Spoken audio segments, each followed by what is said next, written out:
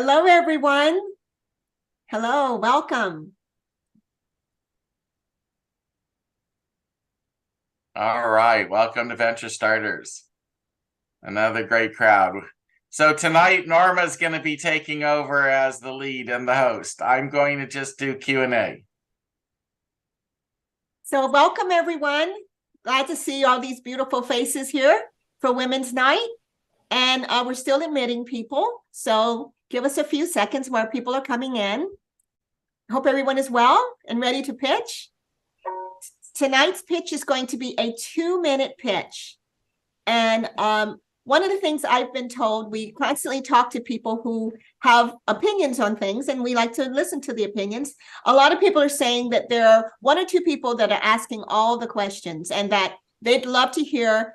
Everybody thinks Mark has really good questions and he puts a lot of effort into making sure everyone gets heard. And I would like to make sure that our time clock keeps everyone moving along. Here's my thoughts on that. There are people who are waiting and they're patiently waiting for their turn, and they are at the end of the cycle, and if we finally get to them, we're such short on time that we end up not doing a question and answer for them, or they don't get to talk as much. So what we're going to do is try to fix that so that everyone gets treated fairly and everyone gets the same amount of time, and everyone feels like, wow, I got what I wanted to out of this event, instead of I wasn't in the front, so I didn't get it, and that's not good for me. So what we're going to do is let Mark do the question and answers this time. Now, if you want to offer something to that person and say, excuse me, can I want to tell you, I want you to meet someone, by all means, you can do that. But what I'd really like to do is let Mark do most of the question and answers. I think you'll see it will make the event go smoother,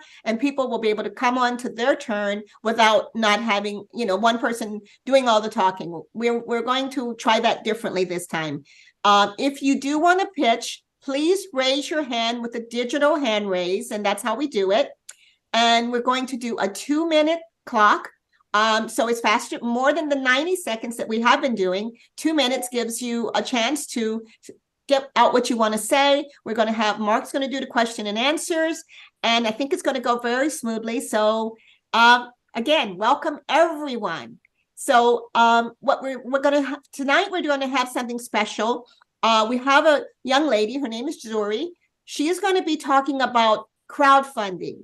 And what we say with everything, we usually say this because it's what you need to know as an adult. You have to make your own decision if this is something right for you. You have to do your own due diligence always on anyone you meet, even if you meet them, in a restaurant. You want to know who they are before you continue on with them. So you do your due diligence and figure out if anything you meet in this arena is good for you. Okay, so I think what we're going to do is get started. And right now we're going to start with Zuri. Zuri, take it away. Thank you, Norma. Hi, everyone. So I'm Zuri De and I'm the founder of Beingworks. And we are all about helping women-led businesses fund their way. I have experience in business management, sales, customer service, and a little bit of IT. And I've always been very passionate since my teenage years about causes that are for the people and by the people. So with crowdfunding, I'd like to talk about it because it's really an overlooked option for funding for a lot of startups. But with crowdfunding, especially Reg CF, the lowest tier, you're able to raise up to $5 million in funding for your company. And you can do this over and over and over again. That's sort of the beauty of it, right? We currently have about 20 to 30 vetted female-led startups that are working their way through our program and through our proprietary system. Now, I just want you to imagine how it would feel to you if you knew that you had the support and you had the system and everything you needed to get the funding you need to help your business prosper and help your community and your customers prosper. And that's really what Beingworks is all about.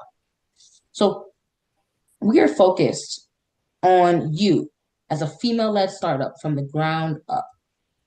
And let's talk a little bit about the industry. When it comes to investing in venture capital, primarily. Last year, we had a $300 billion investment from venture capitals. Only 2%, and this is $58 million of $300 billion went to women-led businesses. Women in business received 58 million, and women of color only received 0.3% of that 58 million. But women-led businesses have higher ROIs and tackle problems that many male-led companies are unable to do so without having the aspect of being a woman or seeing certain issues. They also perform 16% better on their crowdfunding raises than males do. And so just thinking about that, it definitely sounds like there's much room for improvement, much time for change. And that's exactly what we're here to do. It just makes sense, right? So let's talk a little bit. We're partnering with one of the top 3 crowdfunding portals in the country to bring this women-focused initiative to you. And I'm going to take a step back and talk about what crowdfunding is. Crowdfunding is an effort for startups to raise funding utilizing family, friends, customers, accredited and non-accredited investors. And there are 4 types of crowdfunding. You have your donation-based crowdfunding. That would be your GoFundMe or your CrowdPack, where money is given to that cause without anything in return. You have your awards-based crowdfunding, where you will give money to a company like I Fund Women, Kickstarter, where those companies may provide you merchandise or meetings with executives, whatever they provide in exchange for that donation. Then you have equity and revenue-based, where you exchange a percentage of equity or future revenue, many ways to do this, by the way, in your company for an exchange of investment. That has your WeFunder, your Start Engine, your Republic. And we've already began pushing some of our clients through to filing for their first raise. Now, crowdfunding is really all about community.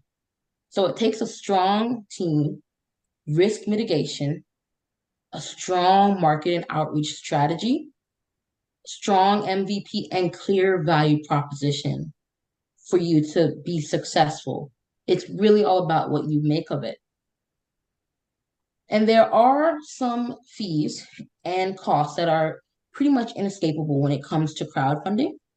You have costs like your success fee. Some portals do request onboarding fees. We won't do that, of course, but there are some overhead costs that are just inescapable for simple operations and running your raise. Thankfully, with the platform that we're partnering, we're going to be able to provide a 50K raise for free, no cost to you. You'd be able to start and put up your raise to be able to raise that amount. If you don't raise that amount, that's absolutely fine. But that way you can go ahead and raise your 50K or more without any upfront costs. So my team comes with dedication of compliance, investment, development experience, and low operational risk. Established entrepreneurs who understand what you need as a women-led business and as an entrepreneur. And we're really here to support and enable you as a female-led business with our system designed to prepare you to come out on top. So if you're really interested, please feel free to take a look in the chat. I'll send it shortly. And just fill out our form and even join our Slack chat. And we can keep in touch with you and answer any questions that you may have. Okay, Zuri, thank you. Zuri's going to put a form in the chat. And if you are interested in crowdfunding, you can fill that out and you can communicate with her in the chat. And if you're interested in this, look into it. Okay. Thank you very much, Zuri. Thank you. Thank you. Okay, please put your information in the chat and everyone look for her there. Okay, the next person will be Nancy Koy. Nancy? Hello. Nice Hi. to see everybody be here today, Norma and Mark. Just really thank you for all you guys have done for our business and Help and Choice. And folks, congratulations to all the women who are out there and taken the challenge to become a women-owned business. It's not easy, but goodness gracious, let's just lead the pack and go for it. As the CEO of Choice Payment Services, we have built an ecosystem that allows up to 100% of consumers or patients to capture a loan, even in a compromised credit climate. So we built this ecosystem that allows for about 30,000 loans to be done a day, literally for almost anybody in a federally compliant regulatory framework. Again, within this ecosystem, so we can say, yes, you're approved to almost 100% of consumers or patients needing a loan. The great thing about our product is we do not have a warehouse line. We have no credit risk. We actually share interest with our provider and merchant partners in a very unique way. We even have a provisional patent on the way we move money with our sponsor bank partner. What we've done is built a lending product that the provider or merchant's name is not on the loan documents, but Choice and our sponsor bank partner. So therefore, providers and merchants can offer a loan. We manage and service the entire portfolio, so they do what they do best, and we take care of all their loans and their transactions so that they can do what they do, which is close more business or take care of more patients. Great. Okay, I think I'm going to be the Q&A person. All right, for the night. So, Nancy, tell everybody about your current revenues.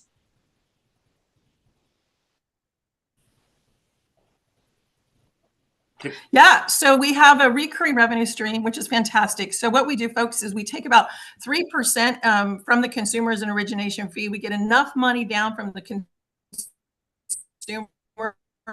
or patient to cover the cost of goods for the provider or merchant to make sure they're in the black and whole. And then we capture revenue over the payment stream. As payments are collected, we share the interest 50-50. Most of our loans are about 99% in interest. We capture about 10% of that as the payments are made for a good Choices revenue. And then when portfolios are sold, we actually have some revenue base there as well. So I just FYI, I've been working with Nancy and her co-founder, who's also female. The company is in revenue. The company has proven product fit. Isn't on you? Is it me that's breaking up, or it's you? It's your feed that's breaking up a bit. So I'm just gonna let everybody know in the audience that the product fit works. The company is working. The company needs to scale, and the investment is really for scaling. And if anybody is interested in the financial technology sector, absolutely, you're going to want to reach out to Nancy. And for those of you who have never been to one of our events, please open up the chat and use the chat as your way of communicating with everybody, reaching out directly to these founders who are here tonight. Norma's going to make all the introductions, and I'll stay focused on Q&A. We have a lot of people that would like to pitch tonight. I already see 31 in the queue. Right. We're going to try and move everybody along. And I want to thank Nancy very much for being our first tonight. Go ahead, Norma. Okay. All right. Thank you, everyone. Yes, please go to the chat. That's where all the action is, and communicate with each other. And that way we can keep everything moving smoothly. The next person I'm going to have, Bridget, you disappeared. I'm back. Okay. Bridget is a wonderful chocolatier, guys. She makes chocolate for what has no sugar in it. I can tell you, I have sampled her chocolate. It is delicious, and it doesn't have any sugar. So I will let Bridget tell you more about it. Bridget, go right ahead. Thank you, Norma. I am a diabetic, and I love chocolate, and that combination is not good. So I have been a chocolatier for over 40 years, and I decided that I wanted to try to solve this problem and work on it. And so we started researching what it would take with chocolate to be able to create something super healthy and also really, really tasty. So today, 8 years later, we have created a gourmet sugar-free chocolate, and we took and sampled it across the country to 100 diabetics, and they all loved it. So let me ask you guys, this is really kind of interesting for us. Let me ask you guys this. How many of you recently have gone to the grocery store and bought a 0 sugar candy bar? And if you have, then I want to ask you, so was it tasty? Did you like the taste? Was it creamy? And when you were finished with it, did you think to yourself, man, I can't wait to get back to that grocery store and buy another bar of that chocolate? Also, the most important thing is, did it affect your blood sugar? So in the end, our chocolates are unique to our competitors, and that is that our chocolate is creamy, it is flavorful, and especially there's no response to blood sugar. And there are no chemicals. And so finally, we also are certified vegetarian, non-GMO, and kosher. Now, this market is a wide open space right now. There are some sugar-free chocolates in this market that are offered, but none, and I mean none, that combine real 0 sugar with real 0 chemicals. And they are not suggested for diabetics, which ours is. The market is wide open in this space.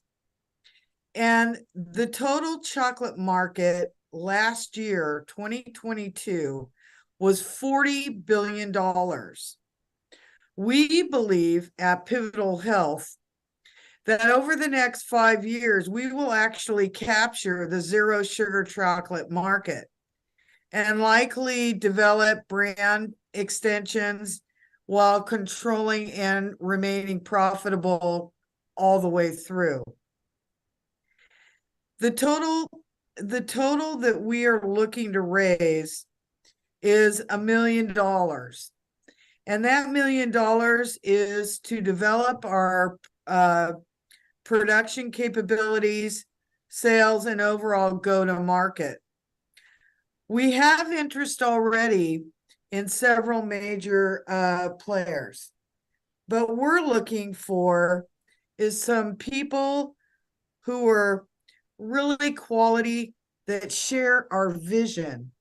There are 38 million plus diabetics in this country. The fastest growing are children. And our vision is to bring this product to market early next year. And that's why I'm here. Thank you. So Bridget, I just want to say Norma and I have already tasted your chocolates. Thank you very much for sending them to us.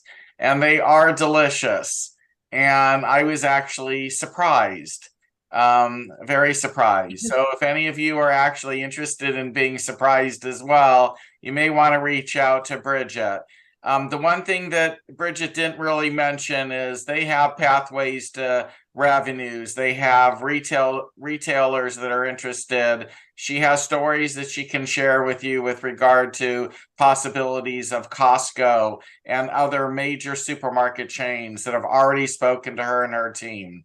But because we have so many people in the queue that would like to speak, and we're going to need to actually adhere to the clock if we're going to get everybody in from this point forward. So for all the other founders that are going to pitch tonight, please watch the 2-minute clock. You're going to hear a ding with 30 seconds for you to end, and then when it actually gets to 2 minutes, you're going to hear ding, ding, ding. Please wrap up your pitch so we can get everybody in.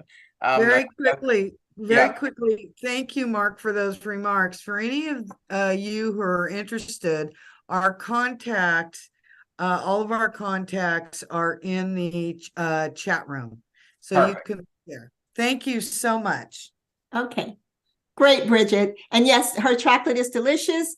Find it and talk to her in the chat. And she's also going to have some information there for you as well. So thank you Norma, so much, Bridget.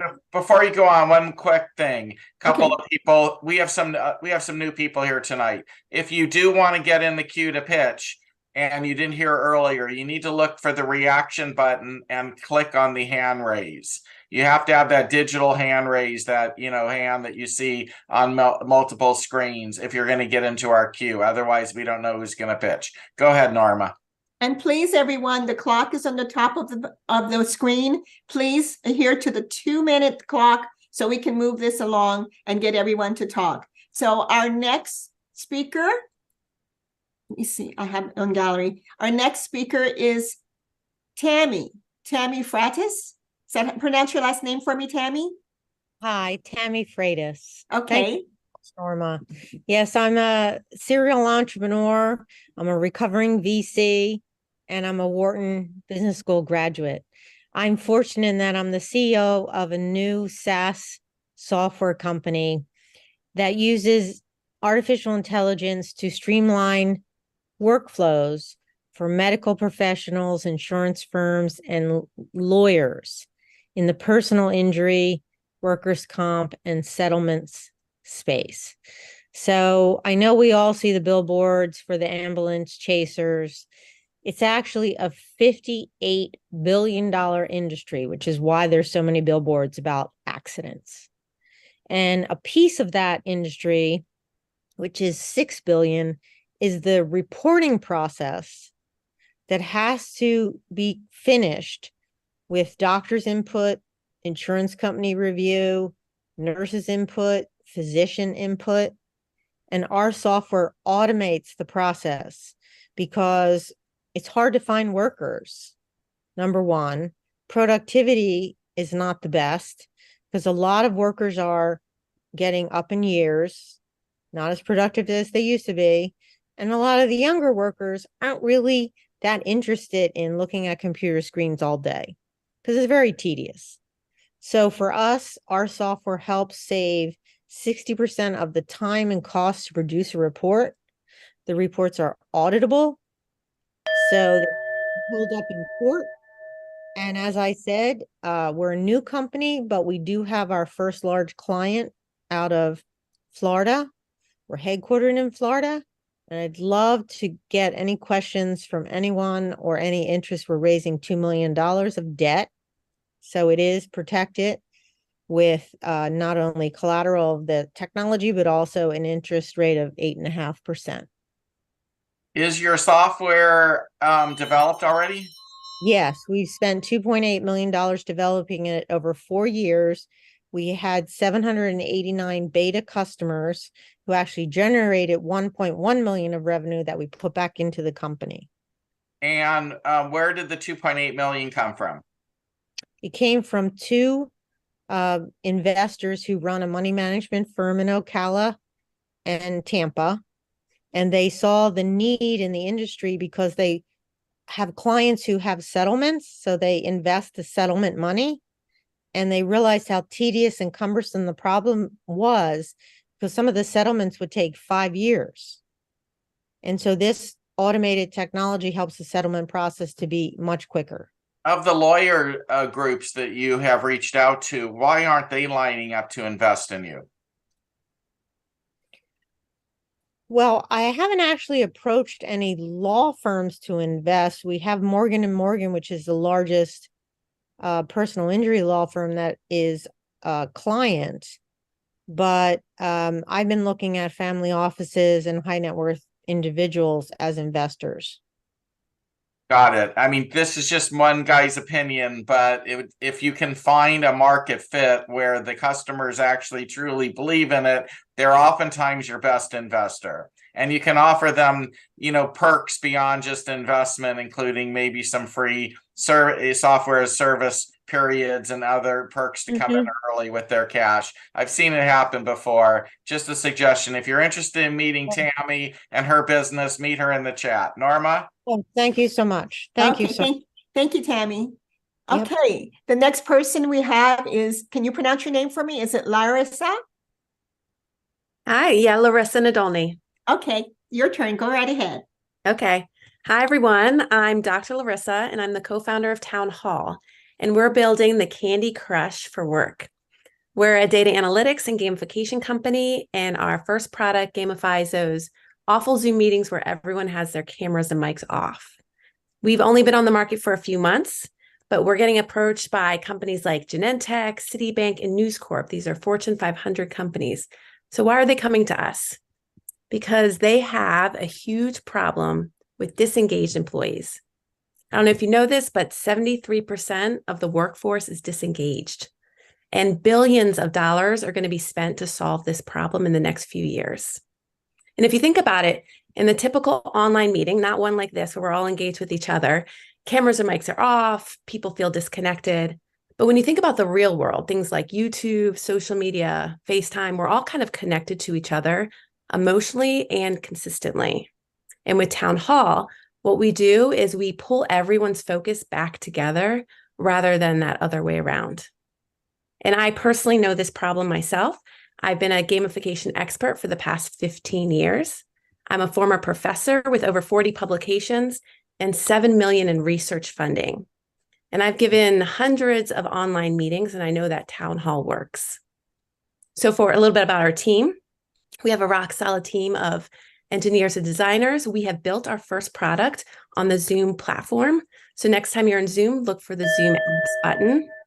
We have traction with hundreds of users and 56% month-over-month growth.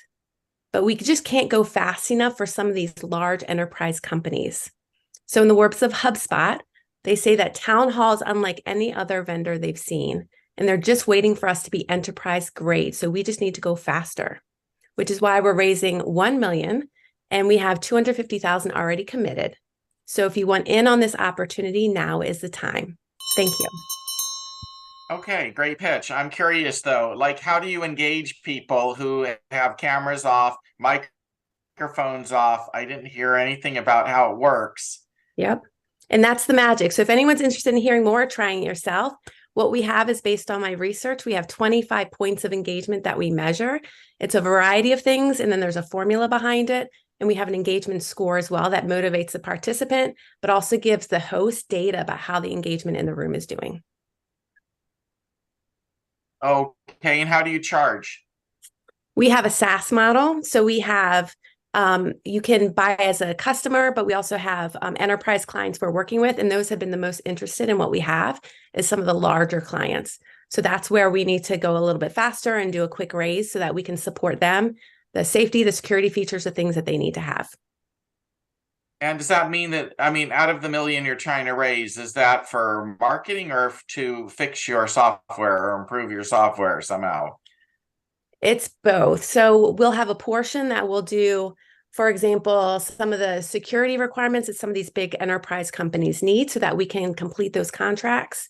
But then also to improve the product, we have a lot more ideas about how to gamify it and ways we can engage. So we can see a whole vision of the future of where Town Hall is going to go. Do you actually have contracts with people who will agree to pay you in the future when you deliver certain benefits that you can't right now? Those discussions are happening right now, and we have really good contacts right now that we're in discussions, and we're far enough along that we just need to get things going so that we can fulfill that. Okay. So if anybody's interested in meeting with Larissa, please do in the chat. Norma? Okay. By the way, for some of you that have not been with us before, you're welcome to have your camera off if you're not speaking, but when you're speaking with our group, you have to have your camera on, and so we can all talk to you. Okay. Next is it Jet? How do you pronounce your first name? Can you turn on your camera, Jet? Hello? Are you? And if unfortunately, if you're not here at the time during your turn, then we have to go to the next person. Jet Peterson, are you here? Okay, we're going to move on to Karen. Karen, hello? Hi there. Can everybody hear me? Yes. Yes. Awesome. Hi, everybody. I am Karen Frame, repeat founder and CEO of Makina. We help you discover, find, and earn cash and rewards on healthy and eco-friendly products anywhere you like to shop, even online. All you have to do is download Makina from the App Store or Google Play, select products that meet either your dietary needs or lifestyle preferences, scan the barcode, and submit the receipt. Once you get to $20, you can cash out through PayPal or Venmo. And by the way, we have some Thanksgiving specials right now, so download the app and you can get $10 back on an organic turkey. In exchange, brands get valuable data and insights about their consumers, who's buying their products, where they're buying them, what's in their cart, helping them become more effective and efficient with their marketing dollar. We're generating early revenue, 56% year-over-year growth, 100% this year, reaching over 1 million consumers, have over 4,500 products, and we have signed the largest data aggregator in the natural product space. And that agreement is valued at over $25 million. So we are raising now. We've raised $625,000 through friends, family, and angels, but we are raising our seed, ready to catapult our growth 10x. We have over 575,000 soft circled and have an SPV open that is scheduled to close on December 12th this year. So if you are an accredited investor and are interested in talking to me, please reach out to me on LinkedIn.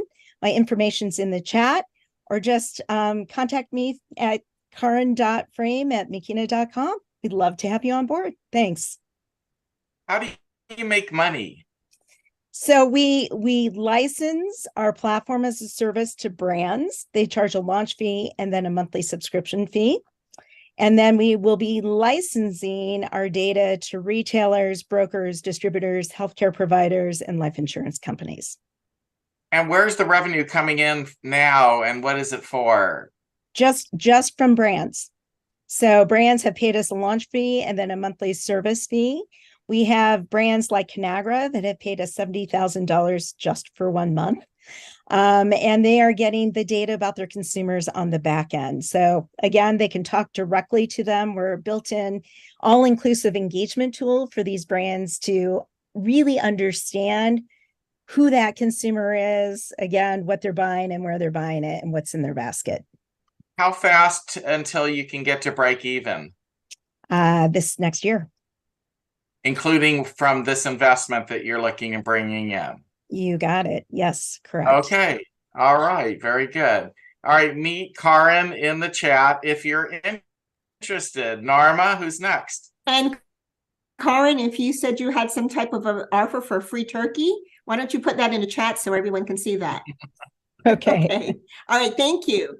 All right. Jody Deros. Jody, are you here? Jody? Jody, are you here? Okay, well, we'll see if Jody returns before we finish.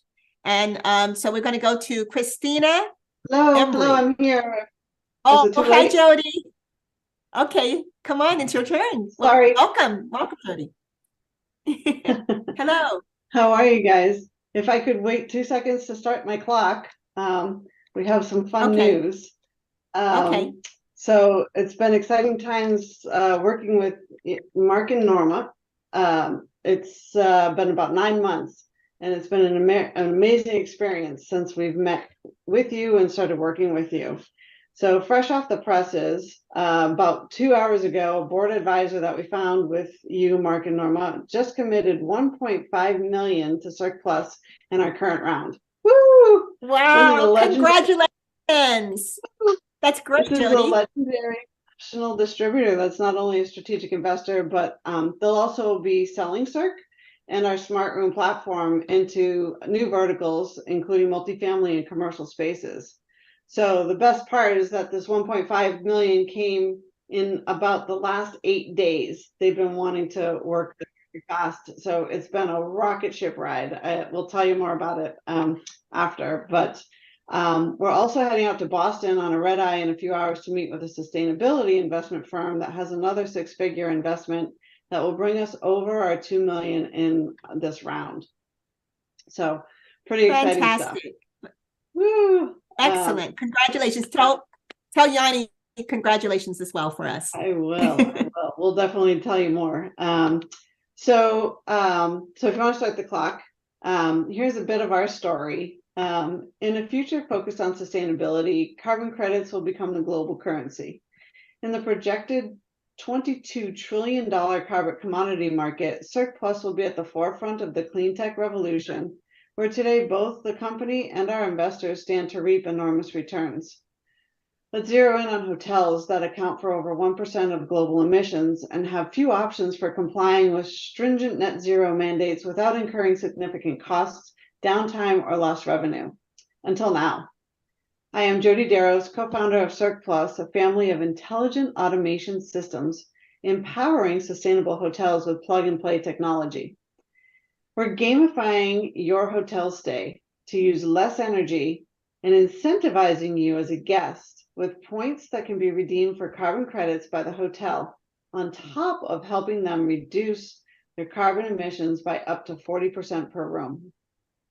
We're launching a second offering, an industry-first smart room as a service, to disrupt the market with a no capex full subscription solution that can be installed in 60 minutes or less.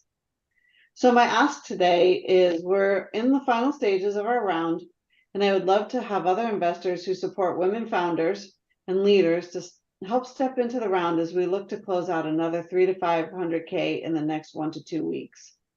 Connect with me. It's an easy deal, and my contact information will be in the chat. Thank you both again, Norma and Mark, for being a part of this ride. All right. Well, I love hearing good news. So rather than ask questions, I just want to make a point to all those that are new in the community who are just sort of joining in. The way that I was able, or the way Norma and I we were able to help Yanni and Jody's company is we basically did a recruitment campaign for advisory board members. And we essentially were hunting for people who knew the right people to help make those key warm introductions to investors and also pathways to revenue for customers. And we ran a campaign, and during the entire process, Yanni and Jody selected 6 candidates out of over 500 who had applied through our process. And I know we were only looking for 1, but you picked up 6 because there were so many amazing people, talented people. And this goes to my theory and is proof again that this can work. It doesn't always work, but it can work if you surround yourself with people who know the right people. Life goes much easier for you as a startup founder. A lot of founding teams have the team that knows the right stuff, but they don't have anybody on the team who knows the right people. And the key, the recipe that, in my opinion, that's the most successful is a team that has the right stuff and knows the right people, and not focusing on the and knowing the right people usually means delays and oftentimes getting stuck. So Jody and Yanni are the perfect example of what can happen if you add people to your team, really for the with keeping in mind the need for key introductions and warm introductions. So you're not pitching total strangers, you're getting those doors open for you. And if you have any questions about how this all worked, reach out to Yanni and Jody, and they're a fantastic investment. If you're an investor in the room, you really need to learn more about what they're doing. Please reach out to both of them in the chat. We're going to need to move on, though. Thank you, Jody, for coming and sharing such exciting news. Yeah. Norma, let's move the event along. Okay. Hello. That was great news, Jody. Very good news. Okay, Christina. Is that correct, Christina? Yes, okay. It's perfect. Thank you, Norma. All right. Yeah. Go right ahead. So, yeah, you are all awesome. And you know that because you are not satisfied with the status quo. And because building any company, and especially a successful company, it's hard.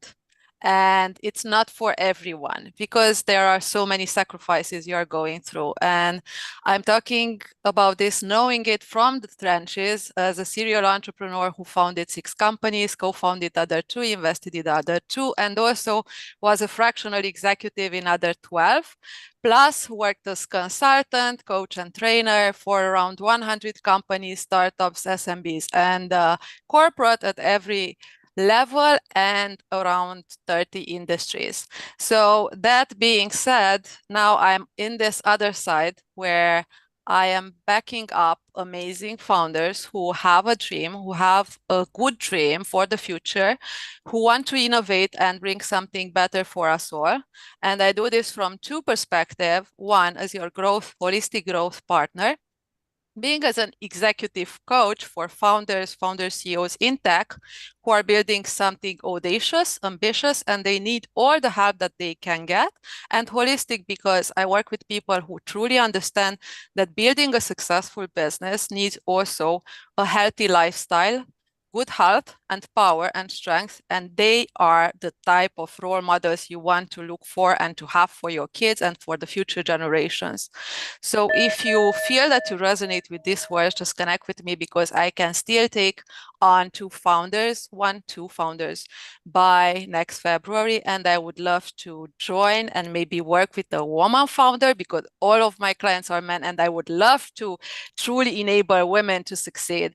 And I'm here for you, I'm cheering up for you, and I bring all my expertise for your success. And Christina has an event where she gathers a bunch of people together on Zoom. I think it's weekly, right?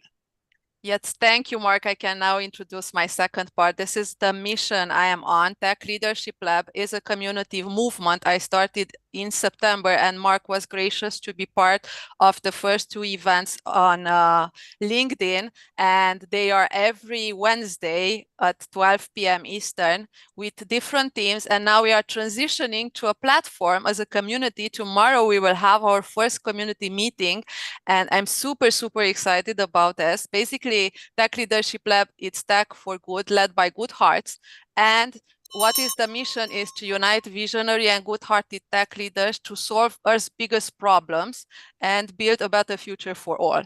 So this is a long-term mission. If you resonate with this, connect with me on LinkedIn and come to our events. Thank you, Mark.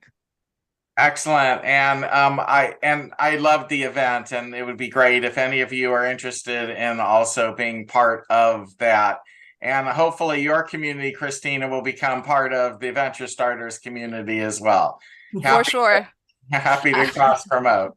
Okay, who do we have next, Norma? Okay, the next person is Olivia Rutman. Hello, Olivia, your turn. Right. All right. Hi, everyone. My name is Olivia Rutman, and I'm here today to talk to you about an American crisis that is in dire need of a solution. Finding childcare. Searching for childcare can be the most frustrating, exhausting, and even impossible task. And it's not just childcare. There's sports, camps, healthcare providers, and so much more.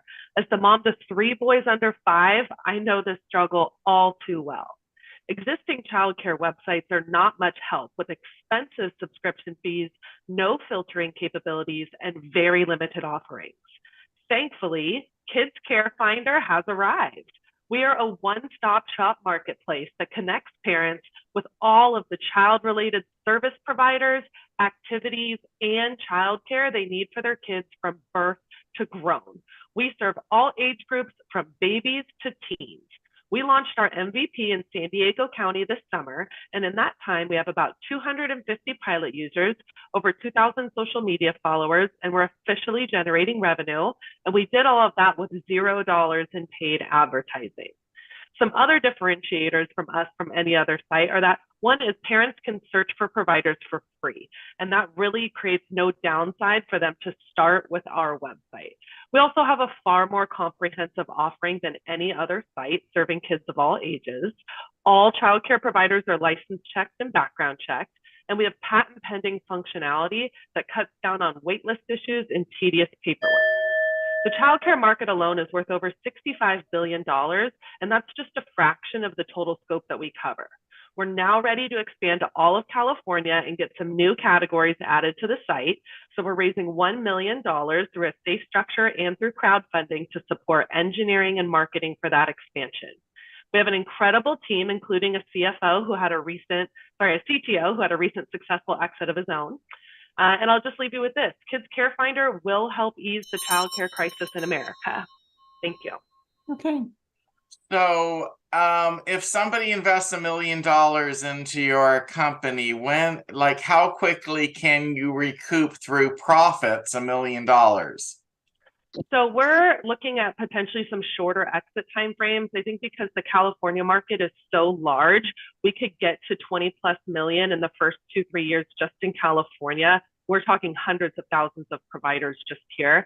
And so we're really looking to maybe partner with a company who's already nationwide as an acquisition target so that we could expand nationwide, but with somebody who already has a nationwide presence.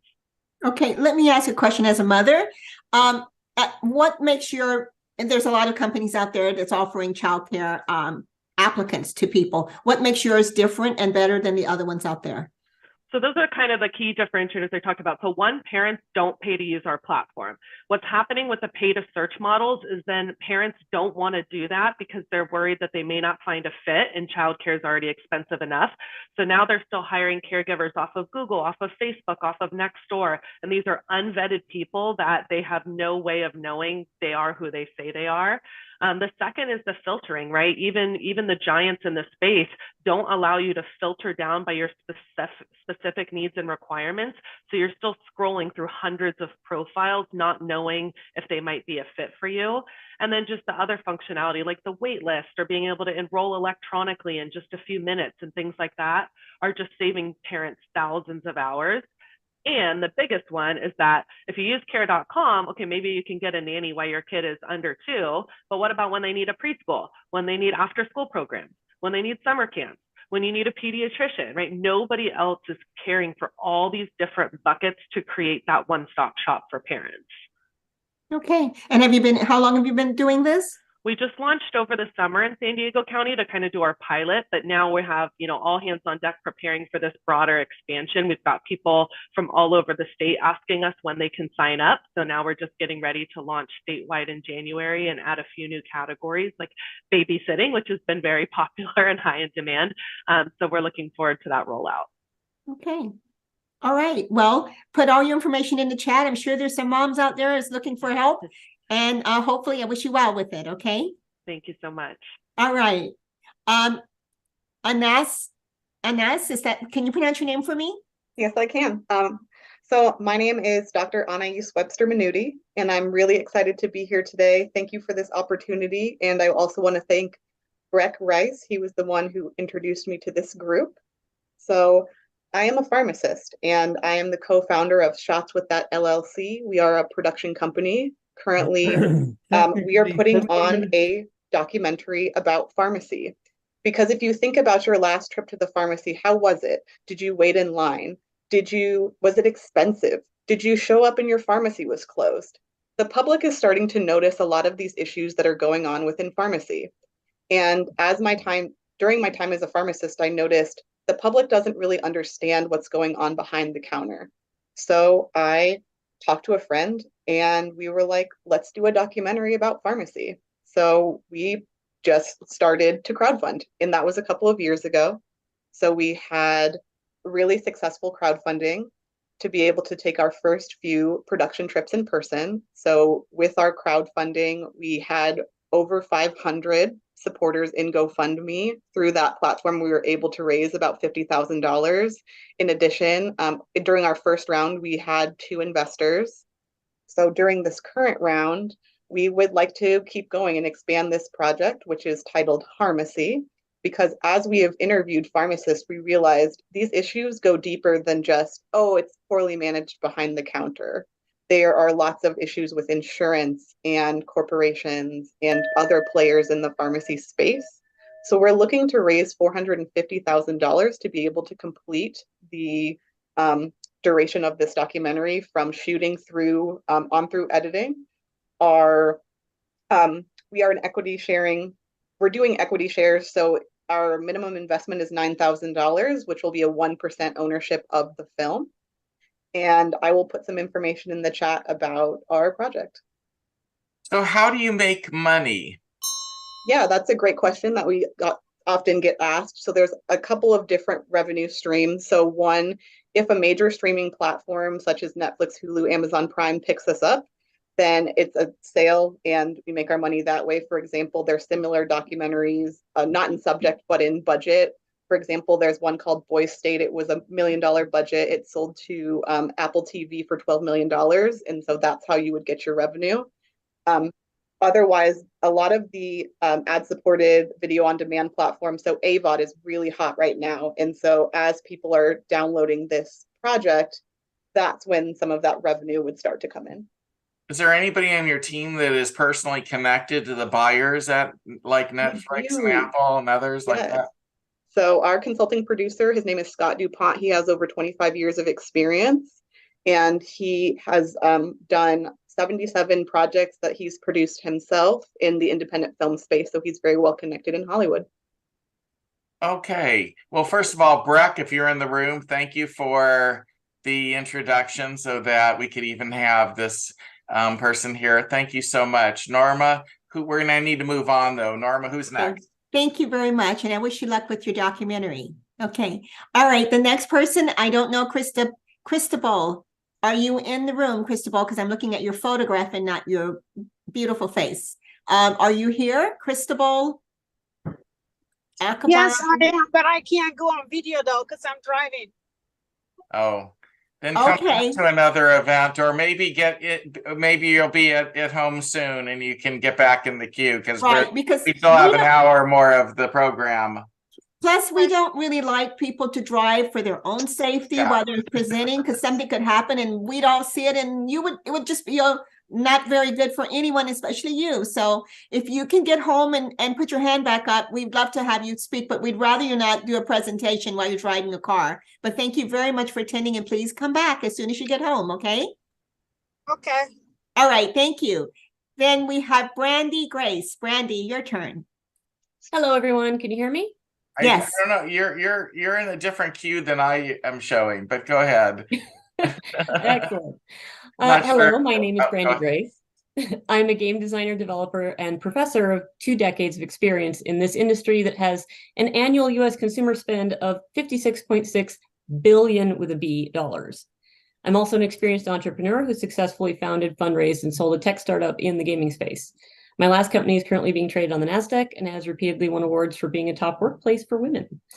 As someone who has earned a reputation as an expert in the women's gaming market, I'm preparing to launch my next venture, a game studio making games for women. Documentary style games at that. Of the 212 million Americans who play games every week, 46% are women. Women are an expanding and drastically underserved audience who often have different needs and interests from the traditional gamer market. So we've nearly completed production on our company's first game called 3 Days, a family-focused narrative game about love, loss, and pregnancy. Inspired by true stories, it's an edgy family drama that respectfully addresses reproductive rights, showcases the expanding maternal health care crisis in the wake of Dobbs, and tells the diverse stories that so desperately need to be heard right now. We are close to launching and don't need any funding for development, but are interested in meeting people and discussing funding for additional localization and marketing. So I'm up for questions from anybody. Well, I think that's exciting that you have, and what an interesting concept for a game: love, loss, and pregnancy. And most games are about, shoot them up. So yes, no shooting in this game. Good. But how are you making money?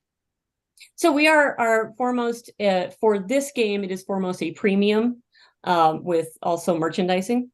So it will be a PC and perhaps console game. We could expand into the mobile space, but there are reasons that might not work terribly well for this. But mostly it's a PC premium game. And it's also the first run in a series of other games that we have that will have different marketing strategies per different genre. And how do you market to how do you break through the clutter so that people even know about this? by doing something so different. Because we are doing, especially this first game, something that focuses on a topic and space that is so completely ignored by games, that means I can do and have been reach outs to mommy bloggers and feminist magazines and other people who care about the issue that we're discussing and have never heard about a game having anything to do with it. So we're something new and different that's also in a space that people recognize. They know what games are, they know what narrative games are. So we're able to do that space as well as the people who do want to talk about this issue in the gaming space. So it combines just a new marketing funnel with traditional marketing funnels. Okay, great. And I just want to point out, our next event is all about the gaming industry. We have never done I am signed up. We've never done an event related to the gaming industry before. So for all of you who are interested in the gaming, that whole sector, please show up 2 weeks from today. We're not going to be doing anything next week because of Thanksgiving, but 2 weeks from today is the gaming event. 3 weeks from today, we're doing another climate and clean tech event in conjunction with Columbia's Technology Ventures and the NYSCRDEA, the same groups that we were affiliated with a couple weeks ago. And then the last event of this year will be the following Wednesday, which I believe is the 13th, which is going to be an open pitch. Everybody who would like to pitch, please come and pitch that day. That's going to be our holiday party. So we haven't figured out yet how to turn it into a festive holiday kind of theme, but we will come up with some ideas working on it now and then. Please come back to all of our events, and thank you for that pitch, Norma. Okay, I just want to say Brandy will be at our gaming event. And Yep. Brandy, it's a very exciting idea. I hope you a lot of luck because women in that industry, I know it's more men in it. So good luck. We are the tech industry. Here's a fun fact: is about 26% female and 46% of the current layoffs. So Yeah. it's getting so much worse. Well, I wish you luck, and Thank you. go in the chat and let people know who you are, and hopefully everyone will meet you there. Okay, thank you so much, Brandy. Lori Tesa. Hello, Lori. Let me unmute myself. Okay. Okay. Glad to be here. Hi, Mark. I love your company. Everybody, you got to listen to Lori. This is a fantastic company. We love you back. So I'm Lori Tesa. I'm a co-founder and COO of Modvans, and Modvans is a Class B RV manufacturer. We build camper vans. And so I want to start by saying, did you know that spending time outdoors improves your mental and physical health and strengthens relationships? And with Modvan's multi-purpose vehicle, happiness, joy, and adventure can be yours every day. So we're an innovative, award-winning, certified Class B RV manufacturer. We design and build a line of exciting multi-purpose vehicles. You can choose from 6 different models in 3 sizes, and we sell direct to consumers on our website, www.modvans.com. We launched in 2017 with a website and some $5 ads on Craigslist, and we've had an overwhelming response from the start. We found there was a market need for what we were building. We even had one customer touch me on the shoulder and say, "We've been dreaming of you for a long time." So that's really something special to hear and kind of makes your hard, tedious, broke life work feel better. Anyway, what we do is exciting and we enjoy it a lot. When we entered the RV manufacturing space, we were not just another van builder. We were the only company building multi-purpose vehicles that can accommodate more than 2 people. All the camper vans were built for 2 people, and we had a family and we wanted to build something that could accommodate anywhere from 1 to more people. So all our models seat up to 7 passengers, sleep at least 4 people. They feature modern designs and materials. They're all modular and multi-purpose. Our target market is adventurers of all ages. We even offered a way to work remotely before it was fashionable. Modvans is disrupting the Class B RV market with industry-leading innovation and technology, like the largest battery capacity and solar capacity available in any production RV. We've had 2 patents awarded and many more on the way. We've grown from 4 employees in 2,400 square feet to over 30 in 24,000 square feet, but we're not done. And we need to raise significant amount of money to expand. We want to do a lot of stuff, and we have some exciting goals. And one of those is a completely electric RV that we've had a lot of interest in. So I'm excited to share that after a year of working with accountants and attorneys, the SEC qualified our Reg A campaign last week, and we launched this week. So please visit modvans.com to learn more about us and about investing. So thanks. How many units have you sold so far, approximately? We have about 175 on the road, and we have about a dozen more in the shop wrapping up. We've had a total of 283 reservations, but we've also had over I want to get this right. We've had over $1 billion in shopping carts, in online shopping carts. And what happens is people get all the way to the end where they get their delivery date and they don't want to wait. So they stop and they don't go through with the reservation. But we believe if we can really expand our capacity, that we can build mod vans for everybody who wants one. And, we want to, our immediate goal is to get to 100 vans per month and grow from there eventually to maybe even 1,000 vehicles per month. And we feel like there's a market for it. So, and a lot of people think, with the RV industry, it's going back down after COVID, but not Class B RVs. Class B RV market is still growing. A lot of that is because younger people are buying them. And also you can access RV financing, so it makes it more affordable. So just a quickie from me on mod vans. The company has proven a product fit. With the last I looked, it was a 1.5 year waiting list to even be able to get a unit delivered. Now that may not be the case. They've moved to larger facilities and they are scaling up. And this is a scale up situation for investors. So if we have any investors in the room that want to think big and they like to be part of a unicorn, this is a unicorn opportunity. I've done a deep dive into mod vans. This is a fantastic company. I really highly recommend to our investor community, take a look. And isn't it great to have Lori, a female founder, co-founder, here presenting. We need more female founders with companies that are doing big scale kinds of things. So I applaud Lori and her husband, and we're going to have to move on though. So thank you, Lori. Yeah, Norma, Lori, beautiful van, and it's a very nice looking one. You guys should see it. And also there are versions for the bathroom, which is, I think, a very good idea to have in a van. So anyway, good luck. And next time show pictures of it, because you really people should see how great it looks. Okay. All right. Thank you very much, Lori. All right. Next is Kat. Hi, everyone. I'm Kat Kennan. I am the CEO and founder of Radical Customer Experience. Basically, we teach brands how to market with empathy and vulnerability, and have now proven with our research that doing so actually brings in more revenue, which is super exciting.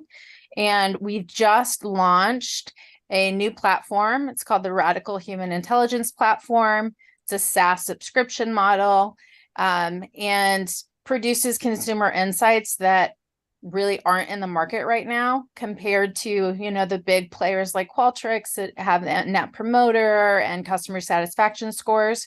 We ask customers very different questions that hone in on how customer or consumers as a whole perceive a brand and how much they trust them in a very different way. And so we might ask questions like, if this brand made a mistake, do you think that they would own up to it? If they had to apologize, do you think they would mean it? And we keep diving in on questions like that with a psychometric model.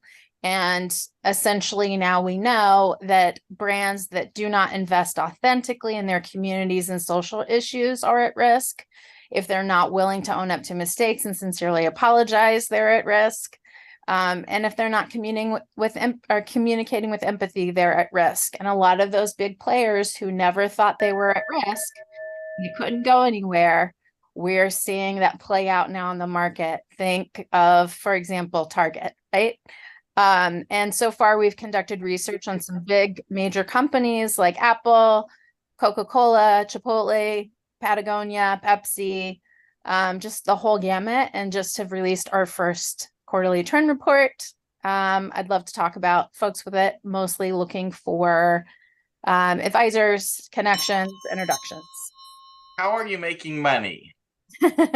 So the software is a SaaS subscription model, priced from very reasonably priced from $1,750 to $4,000 a month, depending on what somebody wants. But we are literally just launched.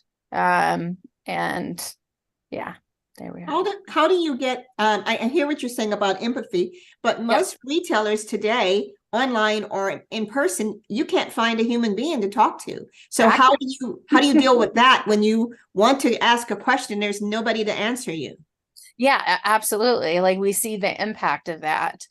For example, we just ran numbers on Whole Foods, and now that they're 5 years past acquisition with Amazon, they are at a significant risk of something we call being canceled, because of how unsatisfied their customers are, and there's no longer a trust at a very deep level. We're not asking folks how they feel about a company at any given moment in time, like Net Promoter does. We're asking very, very specific questions. They're all based around psychology. And how does this help change these companies that are not receptive to the consumer? Yeah, absolutely. So we see a long-term impact on their ROI. Even example, if there are investors in the room that are thinking about acquisitions, this is a perfect platform actually to run as part of your due diligence. If you're about to buy a company, wouldn't you like to know how their customers are actually really feeling, or for that matter, their employees, their internal customers? So there are a lot of use cases. It sounds fascinating. I'm curious to learn more, but we're going to need to move on because we have a lot of people who still want to pitch tonight. So Meat Cat in the chat. Norma, who's next? Okay, Kristen Manion. I don't know. Your queue is different than mine. Are you looking on the participant list? Is that how you're getting your queue? I'm looking at the people that are next to me in the grid. Oh, that's where you and I are going. Okay, got it. All right, now I can see why it's different on mine. Go ahead. Okay, great. Thanks. Hi guys, I'm Kristen Manion. I'm the CEO and co-founder of Return Bio. We are bringing to market a bio-based plastic solution to really help solve the plastic pollution problem that we have in our world. And our solution takes what is currently today worthless agro waste materials, and we use that using a patented process to create a suite of marine biodegradable and home compostable plastic products. Our starting market is working on a solution for paper manufacturers who essentially want to take over for plastic packaging, but right now they can't meet all the specs of those same plastic packaging materials. And with using our bioplastic, they can, as a barrier coating, they can meet those specs to really compete in the plastic only market right now. And what makes us different is that our polymers are highly customizable and they meet manufacturing needs in a way that current products that are out there that are bioplastics really can't in the market. And we compete at a commodity price. So right now we're working on getting our lab production of these polymers to the scale of a manufacturing pilot. And we're really looking to do a seed round come early next year. And in the meantime, we're really looking for folks who have manufacturing expertise. Our process is a bio-based manufacturing process, somewhere between kind of a brewery and pharmaceutical production. And we're also looking for ag sourcing expertise as well for folks who have networks in the kind of consumption of current agro waste. Okay, I'm really interested in learning more. Now, we've had a number of companies come and pitch us about bioplastics, and it does seem to be a crowded space, and only a few are going to be winners. and that's typical and normal, healthy for any industry. So, why you? Like, why would you be the standout? And is who on your team knows customers who will line up to be on the revenue side of the equation? Yeah, absolutely. So I'll take that in two parts. The first is bioplastic is unfortunately a tough space to be in because it means a lot of different things to a lot of different people. We are creating a PHA plastic, and specifically in the PHA market, there really are not a lot of bioplastics that can meet manufacturability. So there's a lot of people making bioplastics, could be any suite of kind of polymers. Specifically for us, that's PHAs for right now, but most of the other PHA bioplastics can't be, let's say, like melted at 120 degrees, which is what our plastic can melt at. So there's a lot of manufacturing concerns that come in there. So just from our product, we have a lot of kind of competitive advantage that other folks don't have. On the flip side of that, from a production standpoint, so my two co-founders are PhDs who helped develop this technology. So they're in the science side, but in terms of our customer side, this product has been kind of in development for over 2 years, and we actually have industry partners who are working it with us for pilot and co-development, who are already invested in buying this, who've given us letters of support, letters of intent for all of our funding to date, and who actually want this because they really can't find it anywhere else. Are you looking for investors, or you're looking for people to help you? I would say immediately we're looking for people to help in the next probably 3 to 6 months, but we will be looking for investment in a more formal round come the beginning of next year. Please circle back, and I'd like to learn more when you get to that point when you're going to be raising money again, because this is interesting sounding. Somebody's going to break loose and be worth a fortune in this category. It's just who's going to be that? I just don't know yet, but you sound very intriguing. Maybe it's you, hopefully. We're going to have to move on. Norma, who's next? And Kristen, if you have a deck, why don't you send it to Mark? By the way, if anybody wants to ever send me any information or set up a meeting with me, my email is mark@venturestarters.com. I'm not posting my a calendar for the rest of this year at my website, marknovember.com, because I was overwhelmed with so many of the Venture Starters community getting on my calendar that I guess I need to catch up on so much now. I don't have, unfortunately, that length of time. But if you want to reach out to me directly, email me and let's at least start a conversation if we haven't already. Norma, who's next? Okay. By the way, Athena is next, but I did want to speak to the person that's driving a car right now. Please, if you are going to pitch, you must stop your car and not be driving when you pitch, because we will not have anyone pitch while they're driving. It's far too dangerous, not only to you, but other people, and we don't want to be a part of that. So if you're planning on pitching, by the time you get to your turn, you must be sitting still and not driving a car, or I'm sorry, but you will not be able to pitch. So now let's go to Athena. Hi, I'm Athena Peters. I am the CEO of Rainbow Unicorn Games. Luckily, Brandy already told you about my problem space, which is the fact that we don't have enough games that are built for women, especially by women. So I and my co-founder have both spent 20 years plus, each of us, within the games industry. My co-founder was actually part of the Angry Birds team and ran that franchise for a long time. And then I was working for Warner Brothers for years. I was in charge of products such as Lord of the Rings and Dungeons and Dragons. I worked on Batman, Game of Thrones.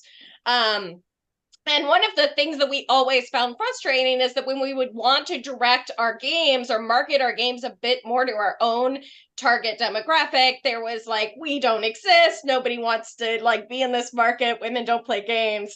And really like, we know that's not true, right? And all the data says that's not true. So we decided to build our own company.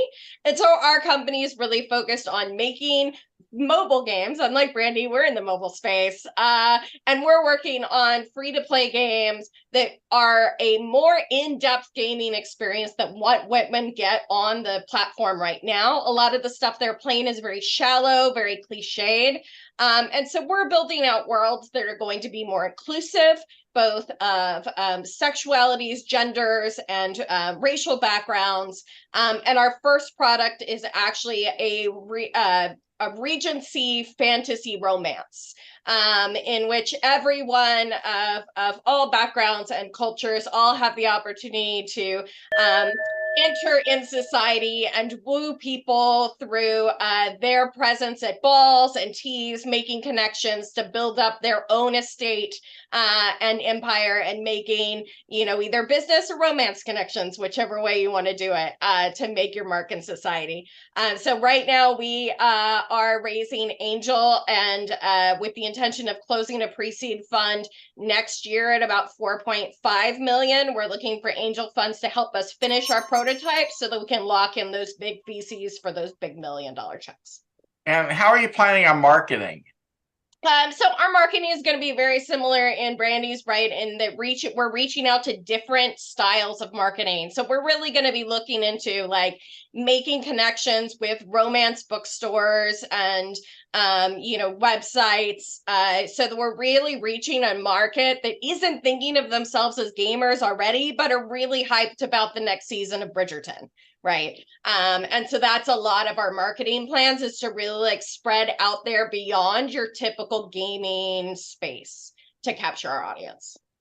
Okay, so just because of time, and I'm hopeful you can come back next week for our game. Yeah, in 2 weeks. And I just want a quick shout out to Michael Lub. Hopefully I'll pronounce it right. Lubker.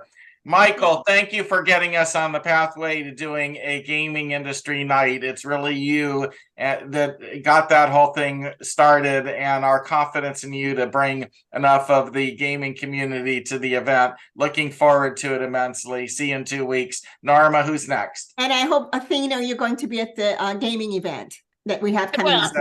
Yeah, because Michael and I are longtime connections. Okay, great. We'll see you there. Okay, Jill Embry, do you have your camera on? Can you turn your camera on, Jill Embry? Yes. Can you hear me too? Yes, we can hear you. We just can't see you. Oh, wow. Okay, now can you see me? Nope. No. But is it possible that you have something covering your mic? I shouldn't. I did just move though, and so how about that? Not yet. Oh, I don't know what's going on. You want to work on it and be next after the other young lady that's behind you? I just moved. I don't know. Oh, there you go. You got it. Okay. Except that we can't see your face. You got to move the camera so we can see. We're looking at the lovely top of your head. There we go. Okay, there we go. There we go. Okay, yeah, I just hooked everything up, and I had tried to get that camera working, and it didn't seem to be. So I'm glad it is. I am Jill Embry, CEO, founder of Balance Innovation Center, which is a venture studio for women and minorities. And our first product, can you hear me?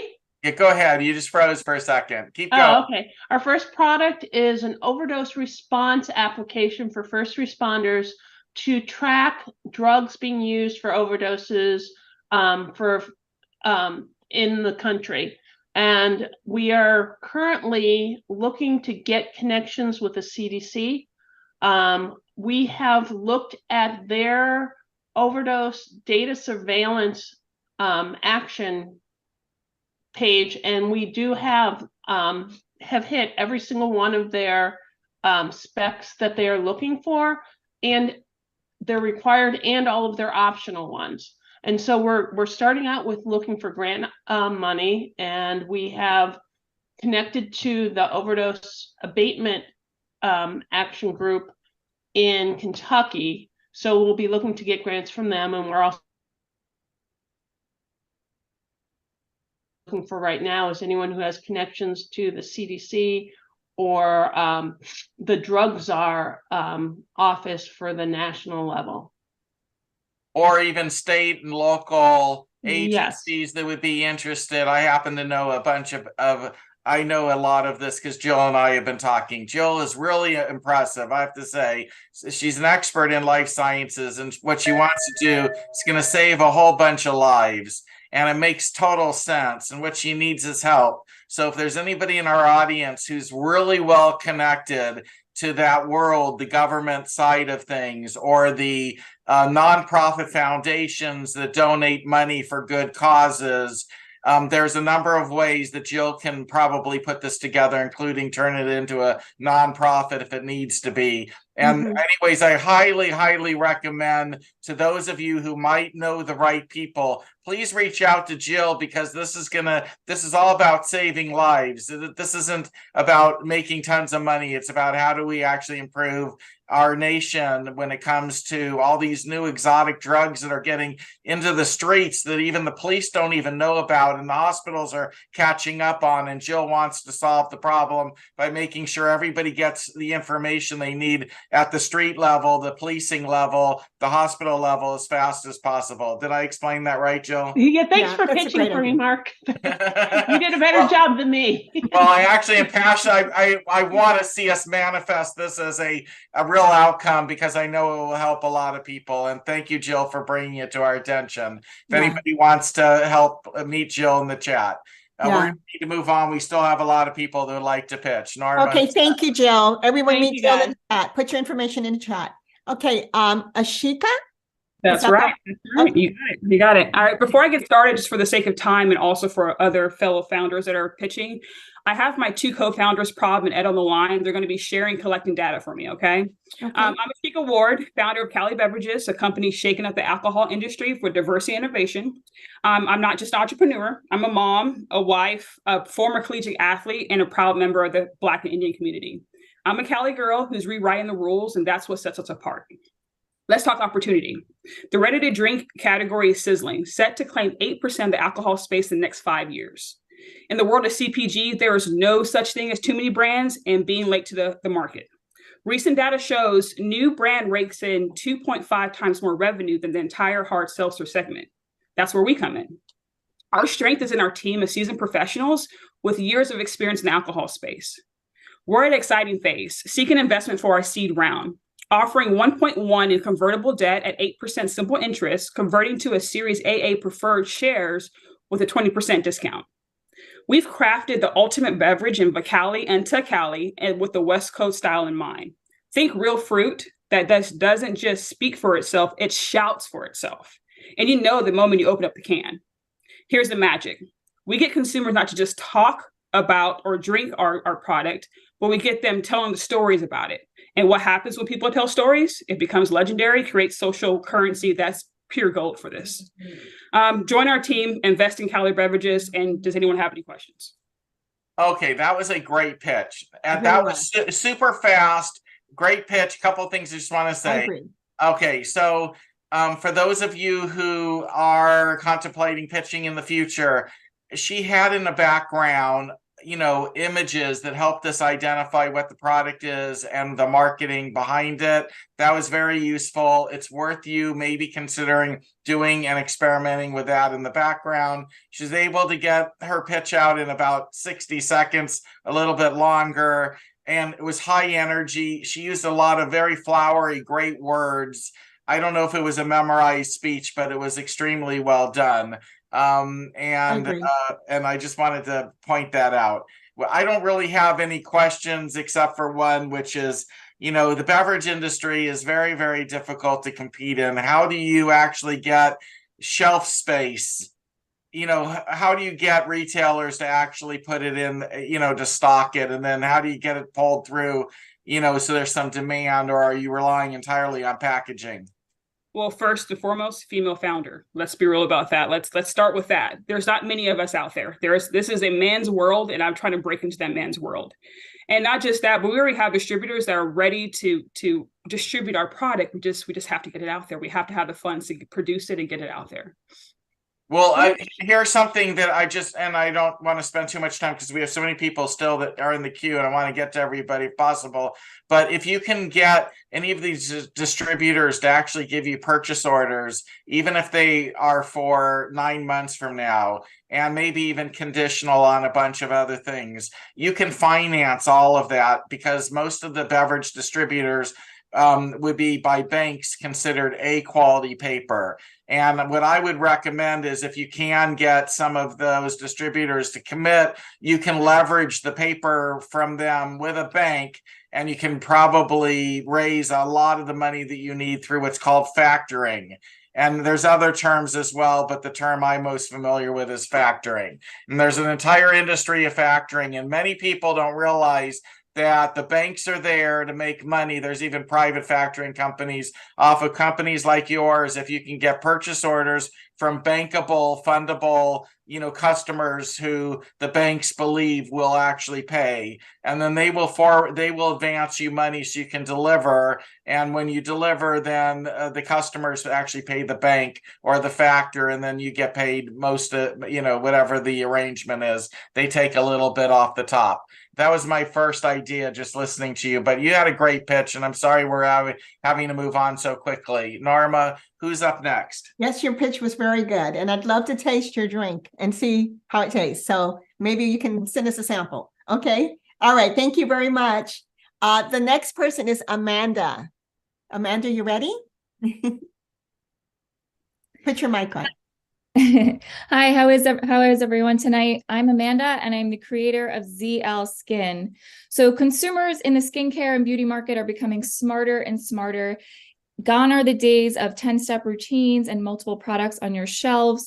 We are a company built on skinimalism and being bold, badass, and feeling empowerment with your self-care. Our marquee facial spray product, Garden Glow, is selling like hotcakes. We're in 30 stores across the United States. We have about 14,000 followers on Instagram, an engaged community for men and women alike, and we have really exciting partnerships in the works. We are seeking $250,000 for 10% equity. We can amp up our sales probably to about 6.5 million if we secure a deal by the end of the year, which is basically a popular cruise line.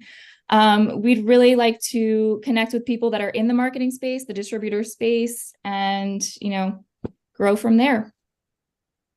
Okay, another great pitch. I like it. So I like a lot of the words that you use during the pitch as well. And the key thing is if you've got revenue and you have stores, like in this example, that you're selling product through, that needs to be a big important hook right up front, just like you said, and the way you presented it. A lot of times that we have founders that are actually in revenue, we don't even hear about it till almost the end of their pitch. It really is one of the most important things investors are, interested in. The other thing I would just like to say is in this current market, a $250,000 raise for 10% equity fits. That's the range that is actually working in today's market. When you someone who's investing 250 really does want to end up with at least 10% equity if they're taking that risk. And the profit margins, now I assume you have very high profit margins. The only question I'll ask because of timing issues is what are your profit margins? D2C, they're about 85%. B2B, it's 68%.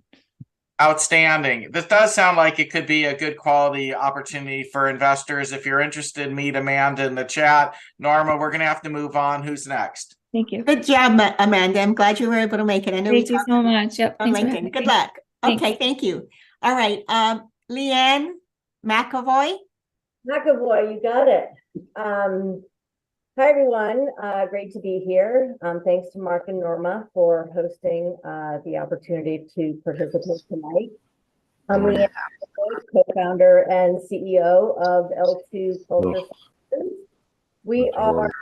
1 second. We might have to close the mic. I think I found it. Go ahead. Okay, go ahead. Good. Sorry. We are an enterprise SaaS company revolutionizing HR, benefits, and workplace culture for the future of work and beyond. We are focused on solving two problems. The first is a business problem. and that businesses, there's a substantial void in human data that companies are using to meet employee needs. And the second problem is a people problem, and that's we're struggling. All of us here are struggling with something, and we want to fix that. So these problems cost the domestic and global economy trillions of dollars a year in turnover and low engagement. So the solution is in lived experience data and actually asking people what they need. So if you can picture the iceberg image where the 20% is above the water and the 80% below, what companies collect in data right now is the 20% above. L2 is going after the 80% below. Those are the lived experiences. And we're going to use that data to help companies personalize benefits and policies for the future of work. So this void in data, do people want it? Do companies need it? Yes. In 2021, Workday, which is one of the top 5 human Pecan and employee voice for $700 million. So lived experiences and personalization in the benefit space are the primary priorities for HR in this market. So our ask is a $4 million seed investment. This will pave the way to build out the product, secure a pilot partner, and then scale to a 2-year revenue projection of 20 million. Okay, 20 million got my attention. How, like, there are people on your team that already know customers that could get you to the 20 million, or you're going to have to hire them from the 4 million you're raising? No, so my business partner, also female, Dr. Lori Camise, is a career CIO. So she's in the technology development. My background is sales, marketing, and business development. I also have a master's in clinical social work, so I have the human behavior aspect of it. We have market penetration in financial services, benefit brokers, benefit administration, PR, and media. A global HCM in financial services has called the platform the Holy Grail. And it's the data that companies can't ask because legally they can't. So we are the solution that companies are looking for. All right. It sounds impressive. Hopefully you'll meet who you need here in the chat. I'd like to learn more about it. In fact, if you haven't sent me a deck yet, please send me a deck. I'd be curious. From this group. So I am appreciative of the networking that I've already done. But yes, I would love to meet with you directly. Okay, great. Thank you. Who's up next, Norma? Okay, and by the way, Leanne, you timed your presentation exactly correct. You finished exactly at the time when so kudos for that. Good job on putting that together. Okay, thank you so much, Leanne. The next is Breen Sullivan. Hi. Hi, thank you so much. So happy to be here. My name is Breen Sullivan. I'm the CEO and founder of The Fourth Effect. My background is actually as a general counsel for tech startups. And as an executive, I realized that there was no clear path to board service for women.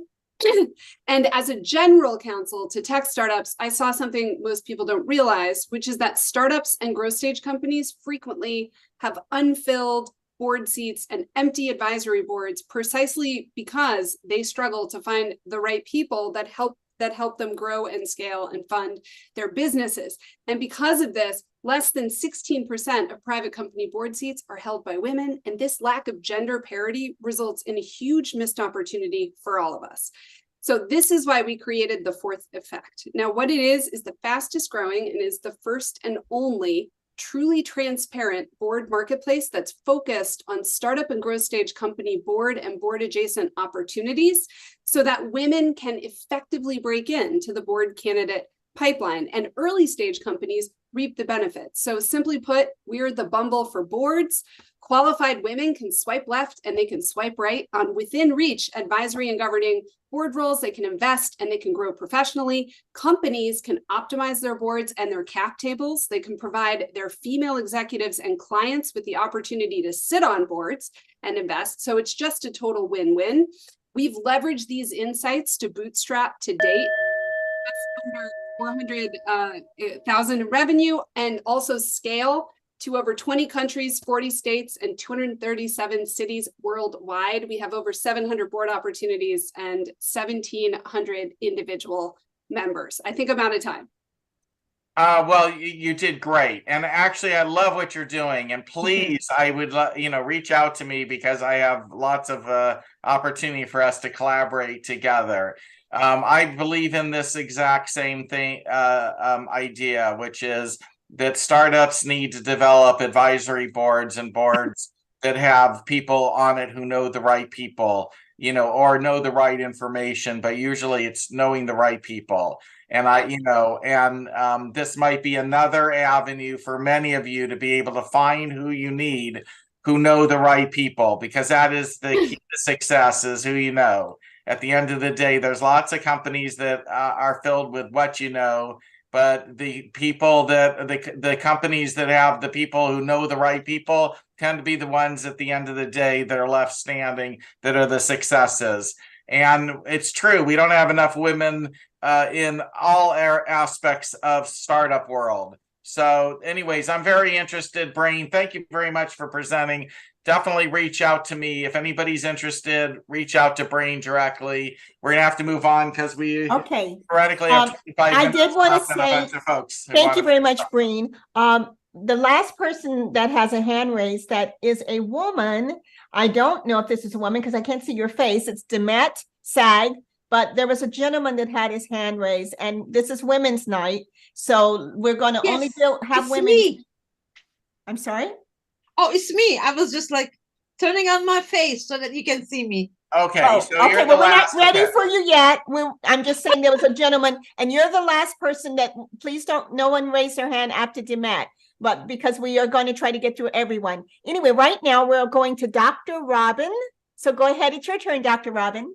Thanks, Norma. I really appreciate it so much. Hi, all. I'm Dr. Robin. I'm a former competitive beach volleyball player with a doctorate in high performance business psychology. If I worked for the mob, I would be the consigliere. It's a fancy word meaning someone who helps consult with. My clients are the face of their brand. They're successful. They're super high energy, fast paced, intensely private. They have quick minds and they can think through and accept or reject solutions really rapidly. They know that having someone smart to talk to makes them smarter and helps them make better decisions faster. They've probably tried therapy, but realized that having someone who knows nothing about business say, "How does that make you feel?" or "What do you think you should do?" is not particularly helpful. I'm affectionately known as Mental MacGyver because my expertise is in real life complexities. I know how to ask the tough questions, drive creative and resourceful solutions using whatever knowledge, tools, ingenuity, and abilities are available. I'm able to keep up, understand, keep track of all the moving parts in my clients' lives, both personal and professional. We can pivot quickly, come up with solutions, bridge gaps. Each of my clients gets an individual ringtone in my phone, and there's no topics that are off limits, so no such thing as TMI.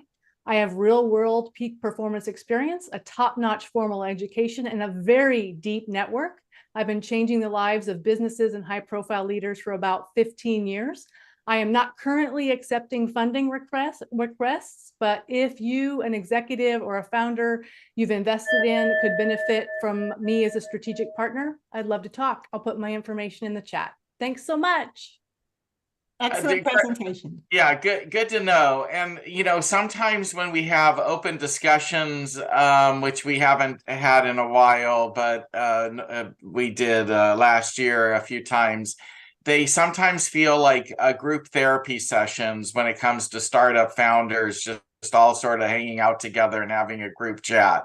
And they're, and I feel everybody's pain. It isn't easy being a startup founder. And mental health is important. So, Dr. Robin actually offers something of value for those of you who might have that need. Let's move on. Norma, who's next? Okay, Jessica Yang.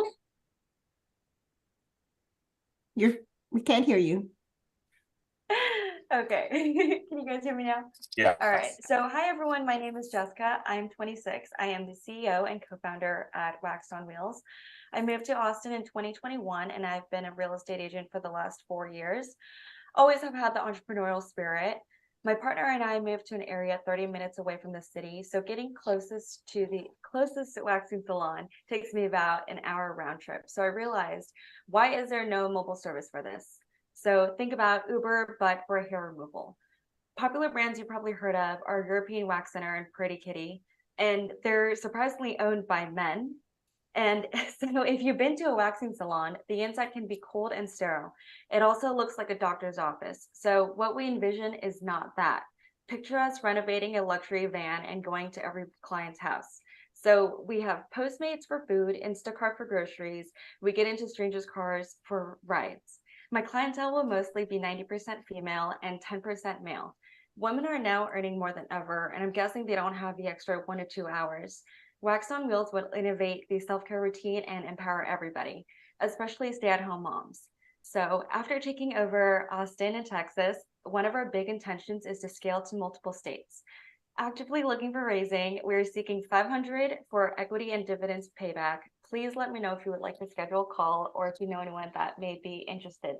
Thank you.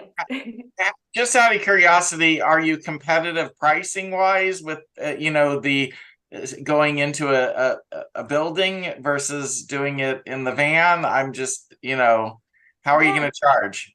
It's going to be competitive, also because we're not going to have any rent overhead, but this is more of like a luxury service. So we can pay our employees a little bit more, but we can also service this, 15-20% over the market. I think it sounds like an excellent idea, especially for women that have to get waxed. And we live in LA. I can only imagine how many women, celebrity types, don't want to have people see them going in to get your hair removed in places that they don't want to have it seen. So you're going to move to LA, have a branch in LA at some point? Yeah, at some point. And then Florida, Miami, all the under the belt states where it's water cities and super hot. Okay. That's a great idea. Yeah, very good idea. And I applaud you being 26 and being entrepreneurial and looking forward to seeing great things from you in the future. Who's next, Norma? Neely? Is it Neely or Nell? It's Nela. It's Flemish. Okay. So thank you very much for this opportunity to pitch here. So my name is Nela van Dessel, and I'm the CEO of Ernest Pharmaceuticals. And until 2018, I was a cancer researcher until I got confronted in my own family with a stage 4 cancer diagnosis. And that's when we decided to translate the work we were doing in the lab to the clinic. So what are we doing? We have an attenuated salmonella strain that we're engineering to deliver drugs directly to tumor cells.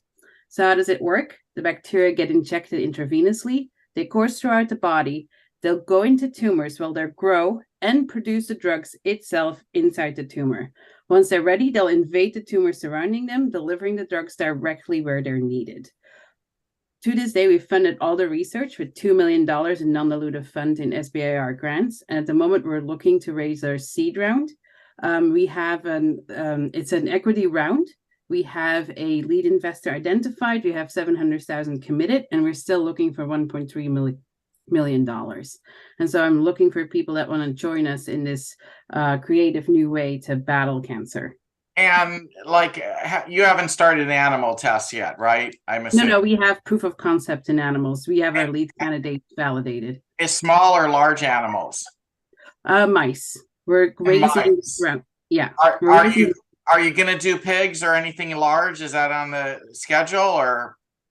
In the seed round, no, we're going for rabbits because that's a good tox model to test the sensitivity of bacteria in the blood.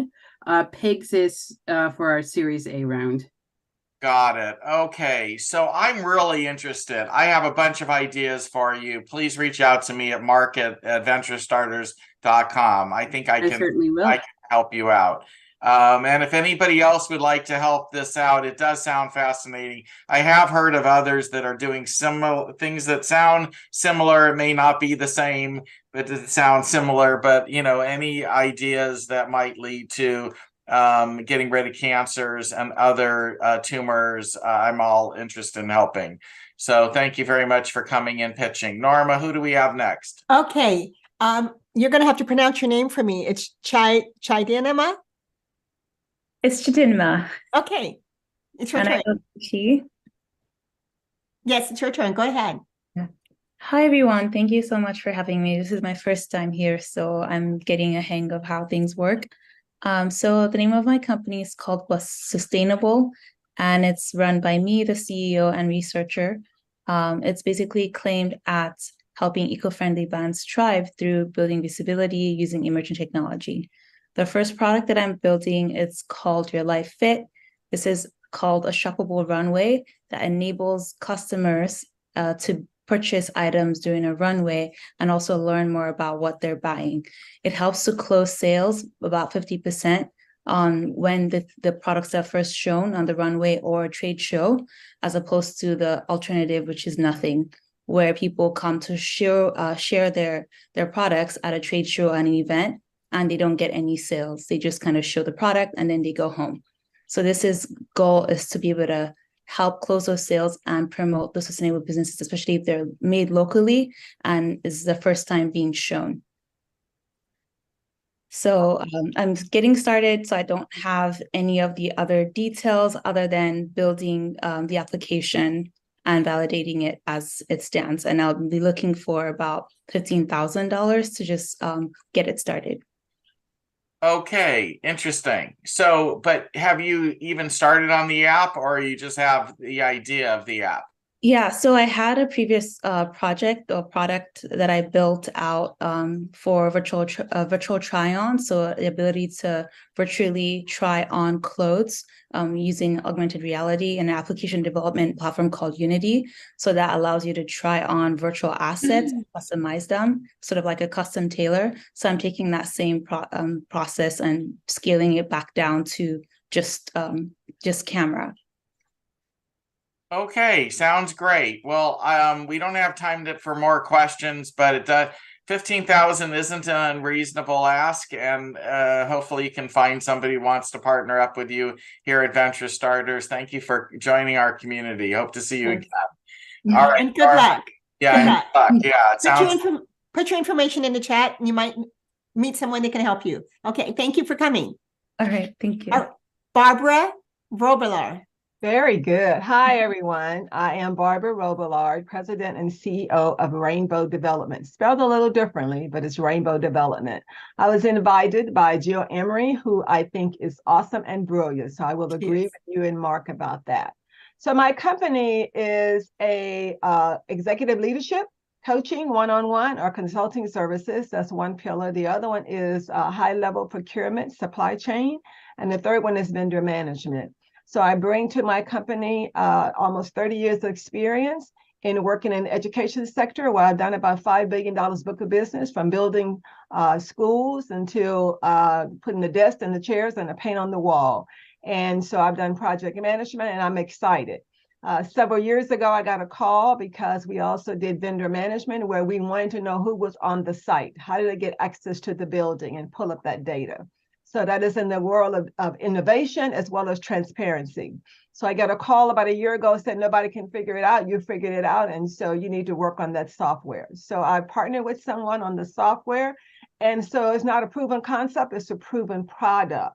So my ask is I need someone to do a product testing. So right now in education, you have to do proposal writing and proposal submission. I'm working on that, but I also would love to do that. So that's my expertise. Right now, I have 6 contracts with educational organization, as well as with a nonprofit, as well as et cetera. So I am excited about the opportunity. Again, that's me, Barbara Robillard, Rainbow Development. Thank you again. Awesome. Well, welcome to the community. I'm glad Jill invited you, and you sound amazing. And if there's anybody that's interested in what Barbara is working on, please meet Barbara in the chat. We're going to just finish up here so we can get everybody in. And apologies to those at the end pitching, because we're trying to make sure everybody can pitch tonight. Barbara, that was excellent. I wish you luck. And oh, you're there. Okay. Is it Jit? Is it? Okay, you're welcome. Jit, are you available now? Yes, I am. Okay. Go ahead. So first of all, I want to say thank you to Mark and you, Norma. I'm a big fan of female founders and This Monday, I actually spent the evening discussing different scar tissue that you develop during your career as a female founder in the biotech industry. I have a degree in chemical engineering and worked for a big biotech company for 10 years called Novo Nordisk.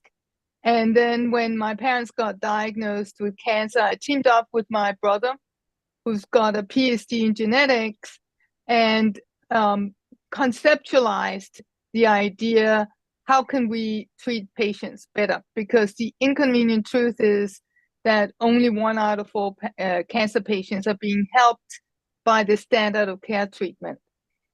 What we focused at was really to analyze RNA, which is a proxy for what the tumor cell is actually doing, not DNA, but it is more challenging. So there was a bunch of things that we have to overcome. We raised 6.8 million in grants. We have validated in breast cancer. We are up and running a clinical lab in Massachusetts.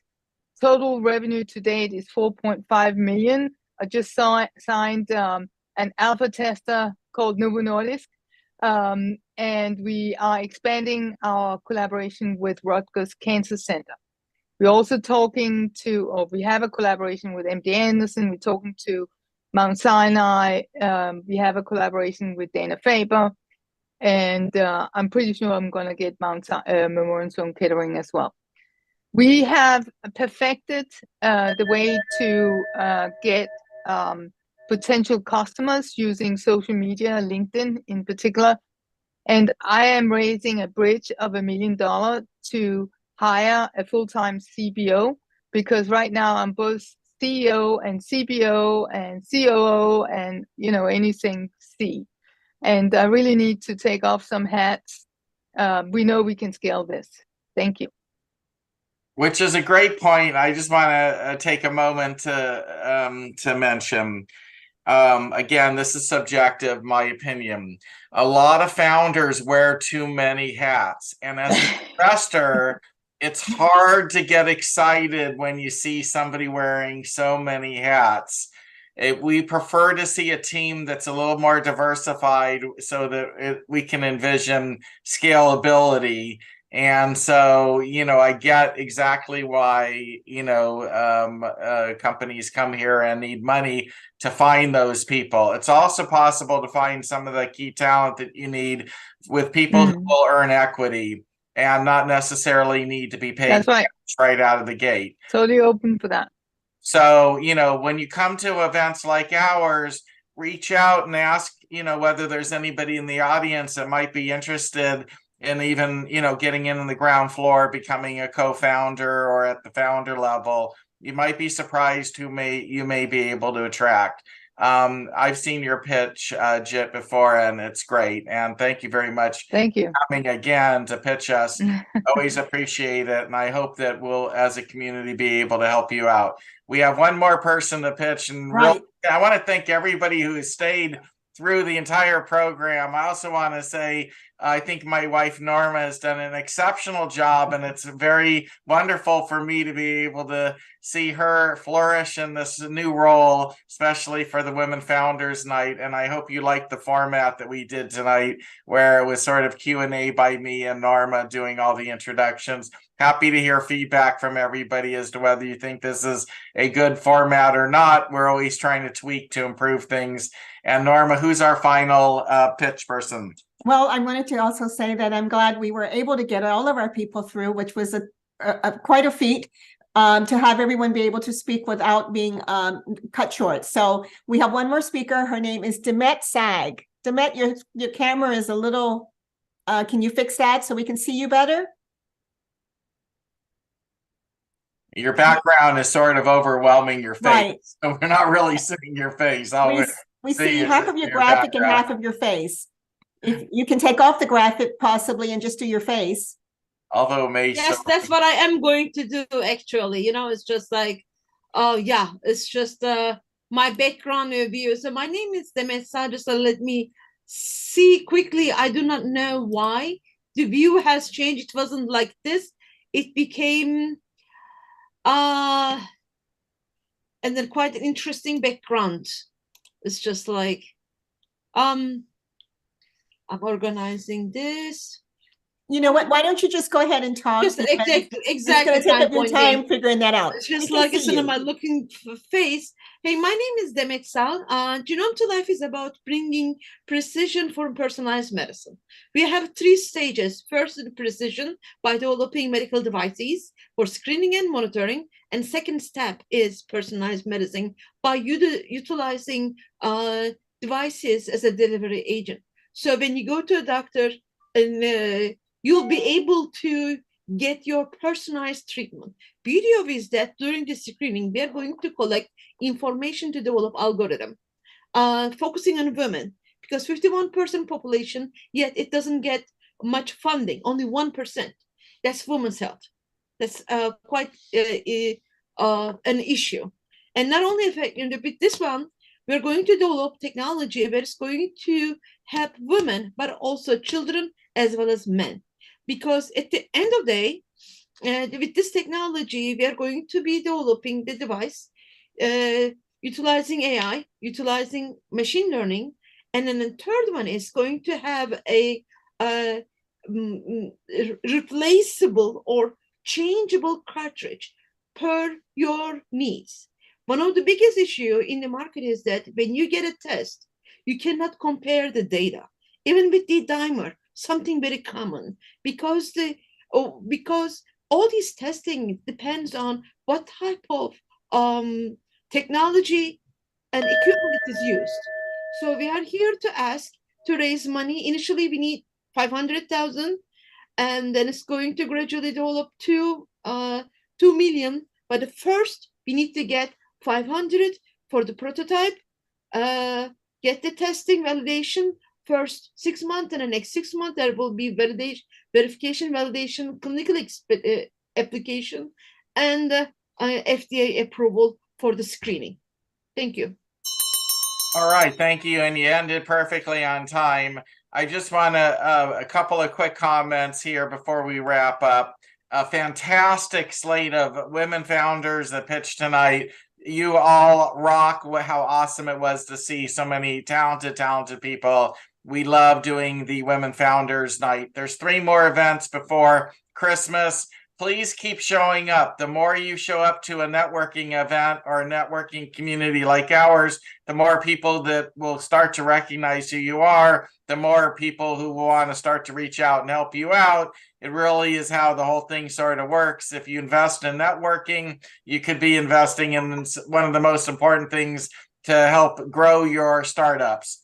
Lastly, the Venture Starters is looking to team with the American Business Network, the ABN. For those of you, many of you may even be familiar with the ABN. They, previous to COVID, had 22 chapters across the United States that basically would meet at a fancy restaurant. It was usually like meeting at a steakhouse or something like that. A chapter might have 100 members that were investors, and 3 startups would come and pitch in person. And they were a very thriving network across the country where startups could go and raise money. They haven't really been doing much since COVID. Ed took over and is now working with me to see if we can align our interest and launch in 50 cities across America. We need more folks that want to lead chapters and develop them. We need more investor members that would like to join the local chapters. Venture Starters will remain the digital event where everybody can come together worldwide, but we also want to have investors and have people being able to pitch in their local communities in person. And we believe the combination of Venture Starters being digital and American Business Network chapters across the country being in person, we will be able to help more and more founders find the investors and the investment they need. We actually need to raise some money as well to sort of bring back the ABN in the way that we are imagining. If any of you are interested in possibly being on the ground floor of the ABN, the revision, the remodeling, the new version of ABN, along with Venture Starters combined, please reach out to me directly and I will set you up with Ed and we can see if you can fit in any way, shape, or form. My email address again is mark@venturestarters.com.